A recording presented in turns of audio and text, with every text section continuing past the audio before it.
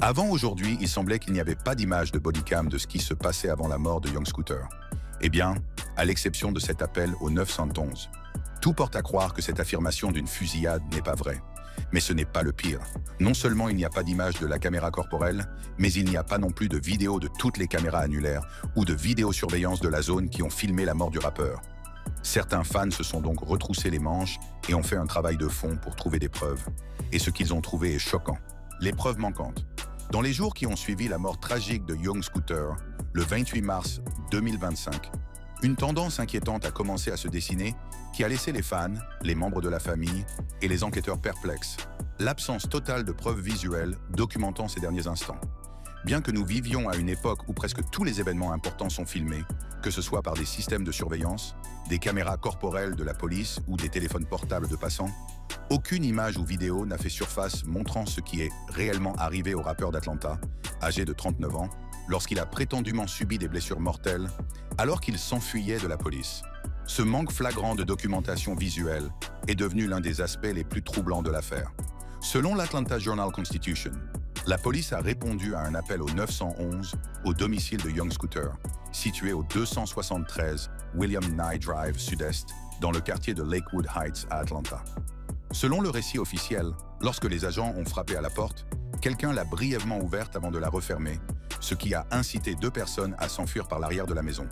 L'un d'eux est revenu, mais Scooter aurait continué à courir, sautant deux clôtures et se blessant mortellement à l'artère fémorale. Malgré la présence de plusieurs officiers sur les lieux, aucune séquence filmée par une caméra corporelle n'a été rendue publique. Cette absence n'a fait qu'intensifier les questions sur ce qui s'est réellement passé pendant les moments critiques où Scooter a subi sa blessure mortelle. L'absence de preuves visuelles devient encore plus suspecte si l'on considère l'explication officielle de la mort de Scooter. Les autorités affirment qu'il est mort d'une artère fémorale sectionnée après avoir sauté des barrières alors qu'il fuyait la police. Pourtant, en l'absence de toute documentation visuelle de cette prétendue séquence d'événements, le public ne peut que les croire sur parole. Une proposition que beaucoup ont du mal à accepter, étant donné la plausibilité douteuse d'une blessure aussi grave, résultant du fait d'avoir sauté des clôtures résidentielles. O.J. Percy, dans son commentaire sur Real Tune Productions, a directement abordé cette question. Ce commentaire reflète un soupçon largement répandu, selon lequel le récit de la blessure au grillage pourrait être une fabrication destinée à dissimuler une vérité plus troublante. En l'absence de preuves visuelles permettant de confirmer ou d'infirmer ces théories, les spéculations n'ont cessé de s'intensifier. Le 1er avril 2025, Young Thug sur X a posté une bombe alimentant ainsi ses soupçons. L'autopsie a révélé que la rue s'est fait tirer dessus. Cette affirmation d'une personnalité de premier plan ayant des liens avec toute la scène hip-hop d'Atlanta suggérait que les résultats médicaux contredisaient la version officielle, laissant entendre que Scooter avait été abattu plutôt que de s'être blessé en sautant des barrières. Les forces de l'ordre ont rapidement démenti ces allégations, mais sans publier de preuves à l'appui de leur version des faits, leurs dénégations n'ont guère contribué à apaiser le scepticisme grandissant. Le Georgia Bureau of Investigation, GBI, a été invité à examiner l'affaire, soi-disant pour garantir l'impartialité, mais cela a été perçu par beaucoup comme une tentative de contrôler le récit plutôt que comme un véritable engagement en faveur de la transparence. Cette absence de documentation visuelle est particulièrement troublante dans une affaire où l'appel au 911 qui a déclenché l'intervention de la police s'est avéré contenir de nombreuses fabrications. L'appelant, identifié par la suite comme Demetrius Spence, a fait des déclarations alarmantes au sujet d'individus armés, de prise d'otages et d'enfants en danger.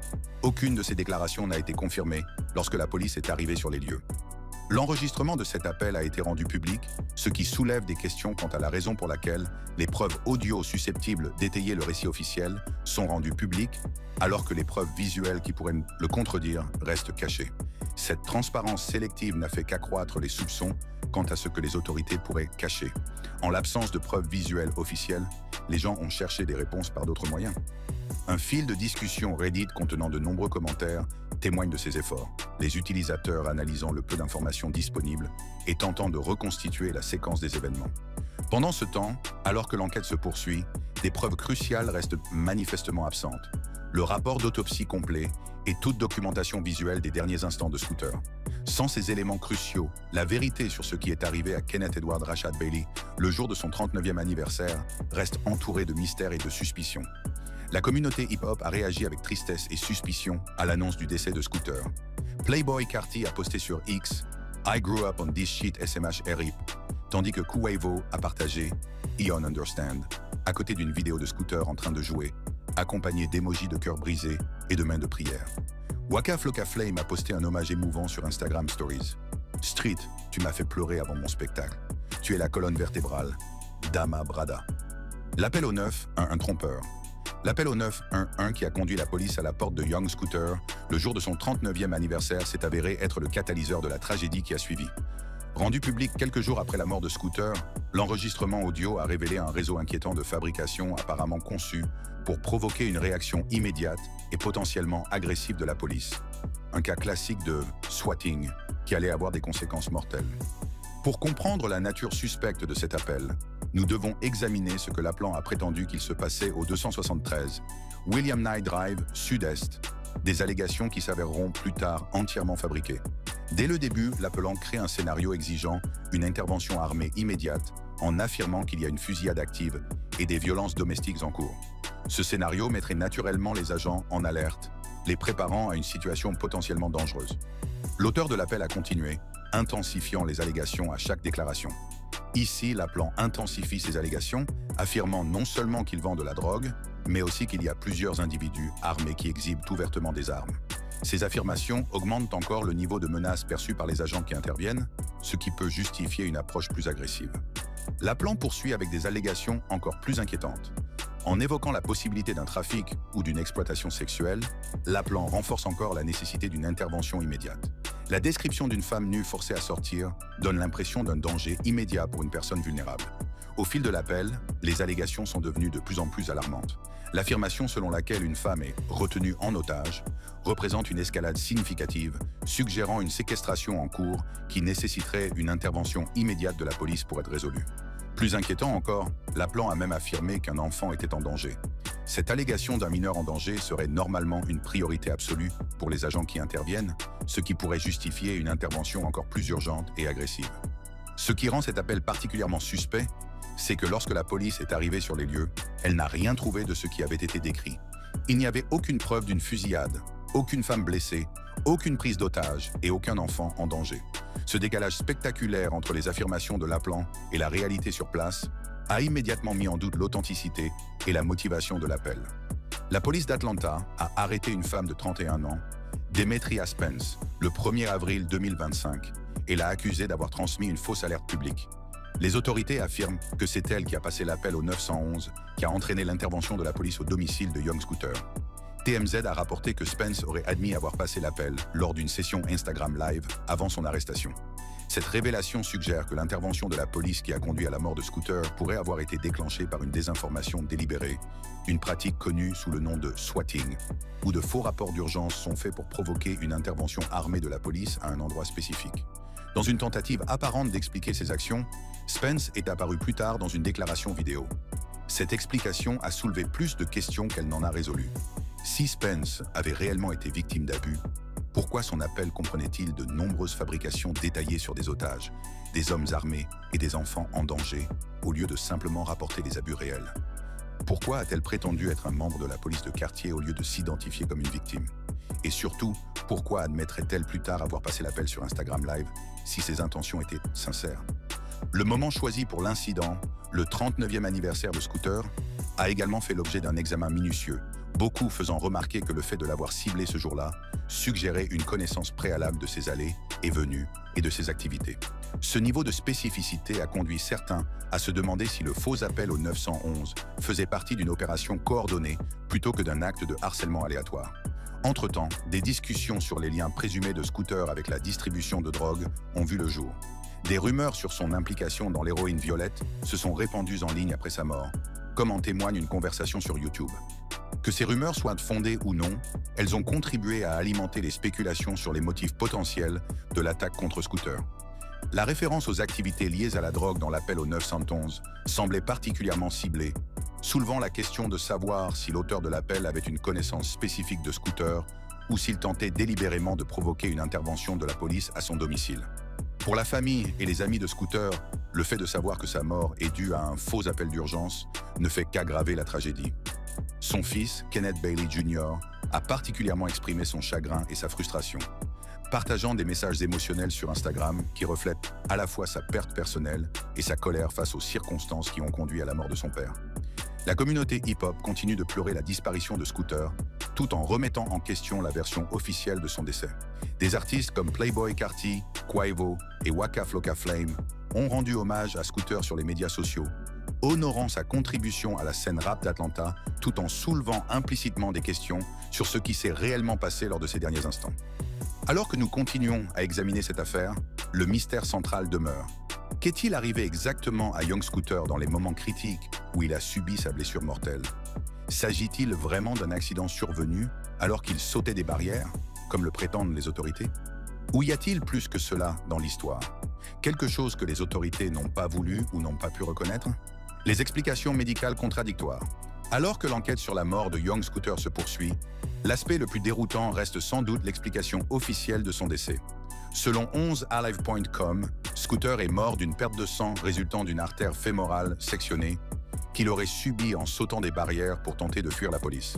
Cette explication, bien que techniquement possible, a été accueillie avec un grand scepticisme en raison de la nature inhabituelle d'une blessure aussi grave survenue en sautant simplement des clôtures résidentielles.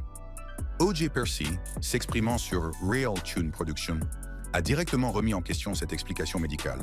Si les professionnels de la santé contestent l'affirmation d'O.J. Percy, selon laquelle la jambe ne peut pas vous tuer, les lésions de l'artère fémorale peuvent en effet être fatales, en raison de la perte rapide de sang, son scepticisme fondamental à l'égard de la cause officielle du décès est partagé par de nombreuses personnes.